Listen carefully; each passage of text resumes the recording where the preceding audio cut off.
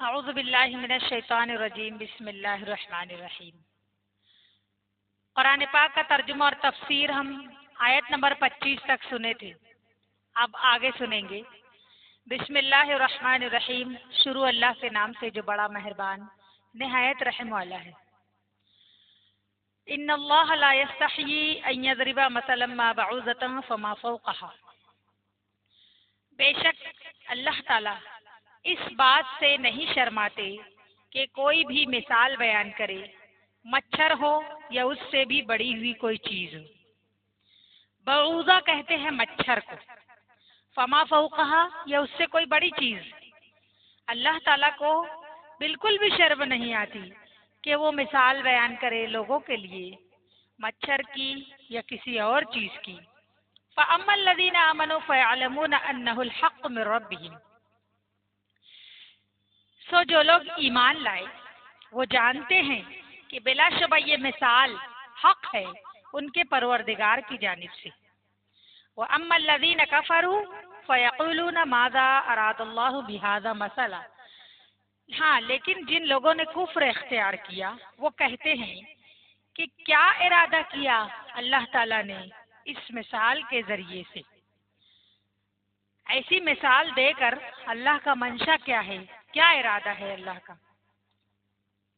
یضل بہ کثیرا ویہدی بہ کثیرا، اس مثال کے ذریعے اللہ تعالی بہت سو کو گمراہ کرتے ہیں اور اس کے ذریعے بہت سو کو ہدایت بھی دیتے ہیں۔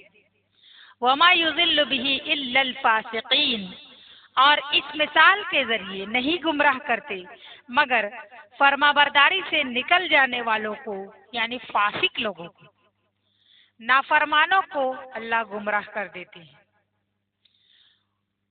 فاسقوں کی مثال، فاسقوں کی آگے صفت بیان کی گئی، الذین ینقضون عہد اللہ، وہ نافرمان جو توڑ دیتے ہیں اللہ کے عہد کو، من بعد میثاقہ، اس کو مضبوطی سے باندھنے کے بعد، اللہ کے عہد کو مضبوطی سے پکڑنے کے بعد اس کو توڑ دیتے ہیں۔ وَيَقْطَعُونَ مَا أَمَرَ اللَّهُ بِهِ أَن يُوصَلَ، اور کاٹتے ہیں ان چیزوں کو جن کو اللہ نے جوڑنے کا حکم دیا، یعنی رشتہ داری کو توڑ دیتے ہیں جو لوگ۔ وَيُفْسِدُونَ فِي الْأَرْضِ، اور زمین میں فساد برپا کرتے ہیں۔ أُولَئِكَ هُمُ الْخَاسِرُونَ، یہی لوگ بہت بڑا نقصان اٹھانے والے ہیں، خسارہ اٹھانے والے ہیں۔ خسارہ، خاسر کہتے ہیں ناکام لوگوں کو، ان لوگوں کو جنہیں کچھ حاصل نہیں ہوگا۔ اللہ تعالیٰ قرآن پاک میں فاسقوں کی صفت بیان کرنے کے بعد فرما رہے ہیں کہ جو بھی نافرمانی کرے گا، اور فاسق کون ہوتا ہے؟ عہد کو توڑنے والا ہوتا ہے، رشتہ داری کو توڑنے والا ہوتا ہے، زمین میں فساد برپا کرتا ہے، زمین میں خرابی برپا کرتا ہے۔ اللہ فرماتا ہے اولئک هم الخاسرون، یہی لوگ خسارے میں ہیں، یہی لوگ نقصان اٹھانے والے ہیں۔ دراصل یہاں پر جو اللہ تعالیٰ نے جو جملہ ارشاد فرمایا، ان اللہ لا یستحی، کہ اللہ تعالیٰ نہیں شرماتا ہے مچھر اور مکھی کی مثال بیان کرنے سے۔ قرآن پاک میں مکڑی کا بھی ذکر اللہ نے کیا ہے، عنکبوت کا لفظ آتا ہے، سورہ عنکبوت بھی آتی ہے، سورہ عنکبوت میں مکڑی کے جالے کا، مکڑی کا تذکرہ ہے۔ اسی طرح مکھی کا بھی تذکرہ آتا ہے، ذبابن کہتے ہیں مکھی کو۔ اللہ نے کافروں کو یہ کہا، بتایا کہ تمہارے بت ایسے کمزور اور ایسے لاچار ہیں کہ تم ان کے آگے کھانا رکھ دیتے ہو، پانی رکھ دیتے ہو، اگر ان کے اوپر مکھی بیٹھ جائے تو وہ اپنے اوپر سے اور اپنے کھانے پر سے ایک مکھی کو بھی نہیں اڑا سکتے، وہ اتنے لاچار ہیں۔ تو اللہ تعالیٰ نے قرآن میں مکھی کا بھی تذکرہ کیا، یہاں پر مچھر کا تذکرہ کیا۔ ایسی مثال جو اللہ نے بیان کی، تو دراصل بات اس طرح ہوئی کہ جب یہ آیت نازل ہوئی مچھر والی، تو مشرکین مکہ، کافرین جو تھے، وہ کہنے لگے کہ یہ اللہ کا کلام ہرگز بھی نہیں ہو سکتا، کیونکہ اللہ تعالیٰ جب اتنا بڑا ہے، اللہ کی شان اتنی بڑی ہے، تو اللہ کی شان کو یہ زیب نہیں دیتا کہ وہ مچھر کی مثال بیان کرے، اتنی حقیر چیز کی مثال بیان کر کے لوگوں کو سمجھائے۔ یہ ہرگز بھی اللہ کا کلام نہیں ہو سکتا۔ یعنی جو جتنا بڑا ہے اس کو اتنے ہی بڑے بول بولنا چاہیے، ان کے کہنے کا مطلب یہ ہے۔ دراصل یہاں پر تو بات یہ ہے کہ یہ لوگ پوچھ نہیں رہے ہیں، سوال نہیں کر رہے ہیں، بلکہ یہ لوگ انکار کر رہے ہیں اس بات کا کہ یہ اللہ کا کلام ہو ہی نہیں سکتا۔ اسی طرح یہودیوں نے بھی جب یہ آیت نازل ہوئی تو یہودی جو تھے وہ ہنسنے لگے اور آپس میں ایک دوسرے سے کہنے لگے کہ یہ تو اللہ تعالیٰ کے کلام سے ملتی جلتی بات ہو ہی نہیں سکتی، کیونکہ مثال دینے والے کی عظمت کو اور جس چیز کی مثال دی گئی ہے اس کی حقارت کو سامنے رکھ کر اندازہ لگایا جائے تو یہی نتیجہ نکلتا ہے کہ یہ اللہ کے کلام میں ان چیزوں کا ذکر نہیں ہو سکتا۔ یعنی یہودی بھی انکار کر دیے اس آیت کا۔ تو اللہ تبارک تعالیٰ فرماتے ہیں، ان کے اعتراض کا جواب دیتے ہوئے فرماتے ہیں کہ بلا شبہ اللہ تعالیٰ نہیں شرماتا ہے کہ کوئی بھی چیز مثال میں پیش کرے، چاہے وہ مچھر ہو، چاہے مکھی ہو یا مکڑی ہو، ایسی کوئی بھی چیز اللہ تعالیٰ مثال دینے میں اپنے آپ کی حقارت اللہ محسوس نہیں کرتا ہے۔ کوئی چیز چھوٹی ہو یا بڑی ہو، سب اسی کی مخلوق ہے، وہ جس چیز کا نام لینا چاہے لے سکتا ہے، وہ جس چیز کی مثال دینا چاہے وہ دے سکتا ہے، اس کے اختیار میں ہے، وہ جیسا بولنا چاہے بول سکتا ہے۔ ایسا ضروری نہیں ہے کہ تم کہو گے کہ اللہ اتنا بڑا ہے تو اسے بڑے بولنا چاہیے۔ یہ اللہ تعالیٰ کو معلوم ہے کہ سامنے والا کیسا ہے۔ جب سامنے جو مخلوق ہے جسے سمجھایا جا رہا ہے وہی اتنی حقیر ہے تو اسے حقیر چیز کی مثال دے کر ہی سمجھایا جا سکتا ہے۔ اس لیے اللہ تعالیٰ اس دنیا کی مثال دے کر فرماتے ہیں کہ یہ دنیا مچھر کے پر کے برابر بھی نہیں ہے، یہ اتنی حقیر دنیا ہے، اس میں تم دل مت لگاؤ، بلکہ دل اللہ کی یاد میں لگاؤ، اللہ کی طرف لگاؤ، آخرت کی طرف لگاؤ، اور جو نبی پاک صلی اللہ علیہ وسلم رہنمائی فرما رہے ہیں اس چیز کی طرف لگاؤ تو تمہارے لیے کامیابی ہے۔ اور انہوں نے کیا کیا کہ اس کا انکار کر دیا اس آیت کا، اللہ تعالیٰ کی بات کو مذاق میں لے لیے اور کہنے لگے کہ یہ اللہ کا کلام ہو ہی نہیں سکتا، کیونکہ اللہ کی شان کے خلاف ہے کہ اللہ مچھر اور مکھی کی بات سے مثال بیان کرے۔ تو آگے کہا گیا کہ اللہ اس مثال کے ذریعے بہت سو کو گمراہ کر دیتا ہے، جیسے یہودی انکار کیے گمراہ ہو گئے، مشرکین مکہ انکار کیے وہ بھی گمراہ ہو گئے، لیکن ایمان والوں کا ایمان اور بڑھ گیا۔ جتنے لوگ مومنین تھے جو ایمان والے تھے وہ اس مثال کے ذریعے سمجھ گئے کہ یہ دنیا کتنی حقیر ہے، اس دنیا کی حقارت کو سامنے رکھتے ہوئے اس مثال کو سمجھ لیا اور کہنے لگے کہ واقعی میں یہ دنیا کی کوئی حیثیت نہیں، کوئی اعتبار نہیں، اس دنیا کا کوئی وقعت نہیں، اس دنیا میں رہنا ہے تو اتنا ہی دل لگاؤ جتنی ضرورت ہے۔ صحابہ کرام سمجھ لیے اس آیت کے ذریعے سے اور ان کا ایمان بڑھ گیا۔ جن لوگوں نے نہیں سمجھا وہ فاسقین تھے، نافرمان تھے، ان کے لیے بتایا گیا کہ وہ نافرمان کیسے قسم کے تھے۔ وہ نافرمان ایسے لوگ تھے جو عہد کو پورا نہیں کرتے تھے، توڑ دیتے تھے، جو رشتہ داری کو کبھی نہیں نبھاتے تھے، جو زمین میں فساد برپا کرتے تھے۔ اللہ فرماتا ہے ایسے ایسی صفت جن کے اندر ہوگی وہی لوگ خسارہ اٹھانے والے ہیں۔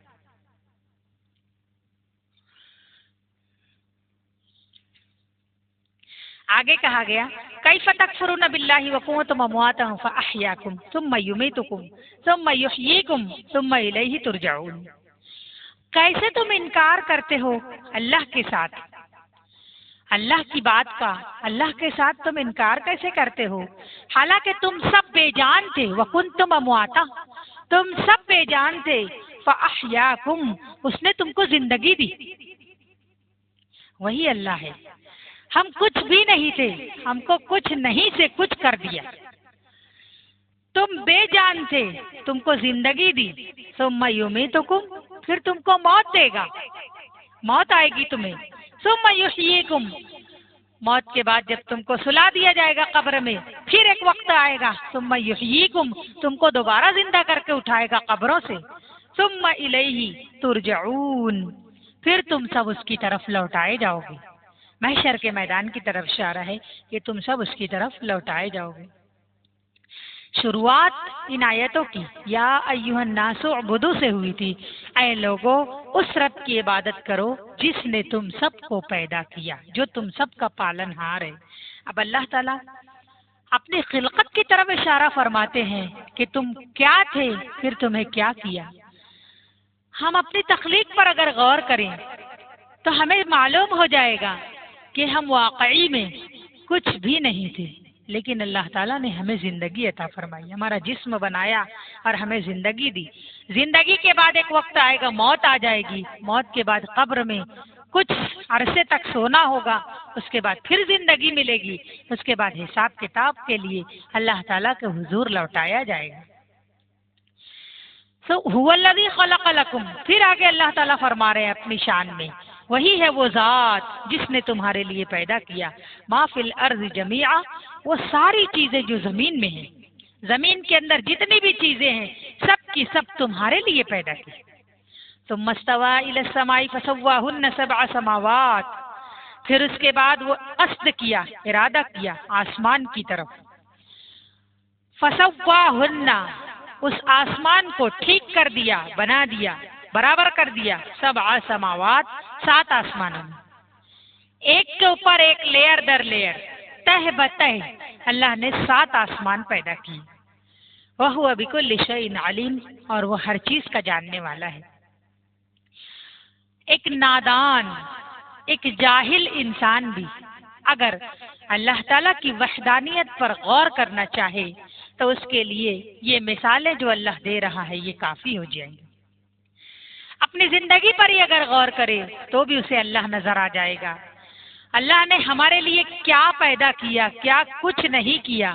زمین کو بچھونا بنا دیا، آسمان کو چھت بنا دیا، اس کے بعد زمین کے اندر وہ ساری چیزیں ڈال دی جو انسان کی ضرورت کی چیزیں ہیں، جو کچھ بھی وہ چاہتا ہے، جیسے نباتات ہے، سبزیاں ہیں، پھل پھول ہیں، کھانے کی جتنی بھی قسم کی چیزیں ہم کو مہیا ہوتی ہے جو ہم استعمال کرتے ہیں، ساری چیزیں پہننے اوڑھنے، کھانے پینے، سونے جاگنے، اٹھنے بیٹھنے، ہر جگہ ہمیں ہر چیز زمین سے مہیا ہوتی ہے۔ دیکھا جائے تو اگر بولیں گے کہ زمین سے پہننے کے لیے کپڑا کیسے مہیا ہوتا، تو زمین ہی وہ جگہ ہے جہاں سے کپاس اگائی جاتی ہے۔ بیج ڈالا گیا، پودا نکلا، پودا بڑا ہوا، پھول لگا، پھول کے اندر کپاس بن گئی، کپاس کو چن کر نکالا گیا، پھر اس کپاس سے دھاگا بنایا گیا، اس دھاگے سے ہمارے لیے کپڑا بن گیا۔ اصل شروعات زمین سے ہوئی کپڑے کی بھی۔ اگر اللہ کپاس نہیں پیدا کرتا تو ہمیں کپڑا نصیب نہیں ہوتا، ہم کپڑا نہیں پہن سکتے۔ زمین سے اللہ نے سبزی اگا دی، ہر قسم کی سبزی جو تم کھاتے ہو وہ۔ اب بولیں گے گوشت زمین سے نہیں اگتا، لیکن اگر غور کیا جائے تو زمین سے چارہ نکالتا ہے، چارہ جانور کھاتا ہے، جب وہ جانور چارے کو کھاتا ہے تب اس چارے سے اس جانور کو گوشت بنتا ہے، اور اس گوشت کو اللہ نے تمہارے لیے حلال کیا کہ تم اس کو ذبح کر کے استعمال کرو۔ تو وہ گوشت چارے سے بنا، وہ چارہ کہاں سے نکلا؟ وہ بھی زمین سے نکلا۔ تو دیکھا جائے تو ہماری تخلیق میں اللہ تبارک تعالیٰ نے ہم کو بھی مٹی سے پیدا کیا، اور مٹی کی زمین سے ہی ہم سب کے لیے استعمال کرنے والی ساری چیزیں اللہ نے پیدا کی۔ تو اگر غور کرے گا ایک انسان، ایک جاہل انسان بھی غور کرے گا تو ہر چیز میں اسے اللہ نظر آ جائے گا کہ ہے کوئی ایک ایسی ذات جو یہ سب کر رہی ہے، کوئی دوسرا نہیں کر سکتا ایسے کام، ایسے بڑے بڑے کام جو ہمارے پیچھے لگے ہوئے ہیں، جو ہماری زندگی سے جڑے ہوئے ہیں، اللہ تعالیٰ کے علاوہ کوئی بھی نہیں کر سکتا۔ پھر اس کے بعد اشارہ کیا اللہ نے کہ آسمان کی طرف اللہ نے ارادہ کیا، اور آسمان کو 7 آسمان بنا دیے، اور وہ ہر شے کو جانتا ہے۔ اللہ تعالیٰ فرما رہے ہیں کہ یہ میری خلقت ہے اور میں ہر چیز کو جانتا ہوں۔ جتنے آسمان بنایا، آسمان کے اندر جتنی مخلوق پیدا کی، ہر چیز کا اس کو علم ہے، ہر مخلوق کے بارے میں وہ جانتا ہے۔ اسی طرح 7 زمین بنائی، لیکن یہاں اس کا تذکرہ نہیں کیا، صرف اسی زمین کا تذکرہ کیا ہے جس کے اوپر ہم رہتے ہیں، کیونکہ انسان 7 زمین نہیں دیکھ رہے، وہ وہی زمین دیکھ رہا ہے جو اس کے اوپر، جس کے اوپر وہ بسا ہوا ہے، اور وہی چیزیں دیکھ رہے ہیں جو اس کو نظر آ رہی ہے۔ تو اللہ تبارک تعالیٰ اپنی تخلیق کی طرف اشارہ کر کے فرماتے ہیں کہ جب تمہیں معبود نظر آ جائے تو تم سمجھ لو کہ وہی عبادت کے لائق ہے۔ جب تمہیں خالق نظر آ جائے کہ ان سب چیزوں کو کون پیدا کیا ہے، وہی اللہ ہے جس نے ان سب چیزوں کو اور تمہیں پیدا کیا، اور وہ ہر شے کا علم رکھتا ہے، ہر شے کو بخوبی جانتا ہے۔ اللہ تعالی ہم سب کو کہنے سننے سے زیادہ عمل کرنے کی توفیق عطا فرمائے، اور ہمیشہ اللہ تعالی ہم سب کو اپنے آگے جھکنے والا بنائے۔ آمین ثم آمین یا رب العالمین۔